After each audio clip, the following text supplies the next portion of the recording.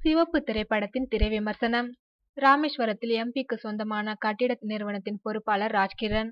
ஒரு நாள் இந்த கட்டிடத்தில் வேலை பார்க்கும் பெண் ஒருவர் தவறி விழுந்து இறந்து விடுகிறார். இதனால் ஏற்படும் பிரச்சனை காரணமாக அங்கு வேலை பார்க்கும் தொழிலாளிகள் வேறு இடத்திற்கு போய்விடுகிறார்கள். கட்டிட வேலையை குறிப்பிட்ட நாளில் முடிக்க ராஜ்கிரனுக்கு கூலி ஆட்கள் தேவைப்படுகிறது. இந்த நிலையில் தமிழ்நாட்டில் உள்ள இலங்கை அகதிகள் முகாமில் இருந்து வெளியேறி ஆஸ்திரேலியா செல்ல முயன்ற அகதிகள் சிலர் பணத்தை கொடுத்து ஏமாந்துவிட்டு முகாமிற்கு திரும்பிச் செல்ல முடியாமல் தவிக்கின்றனர். இதை அறிந்த ராஜ்கிரண் அவர்களுக்கு கட்டிட வேலை கொடுக்கிறார். 2 குழுக்களாக ஆஸ்திரேலியாவிற்கு அனுப்பி வைப்பதாகவும் வாக்குறுதி அளிக்கிறார். கட்டிட வேலை செய்யும் நவீன் சந்திரா அவருடன் சித்தாளாக வேலை பார்க்கும் இலங்கை அகதி பெண் ரூபா மஞ்சரியை காதலிக்கிறார். ஆரம்பத்தில் 2 பேருக்கும் மோதல் வருகிறது. பின்பு அது காதலாக மாறுகின்றது. இருவரும் திருமணம் செய்து கொள்ளவும் முடிவெடுக்கிறார்கள்.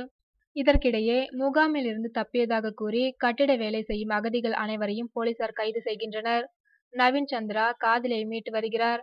அவர்களுக்கு திருமணம் செய்து வைப்பதாக எம்பி வாக்குறுதி அளிக்கிறார். அது நிறைவேறியதா?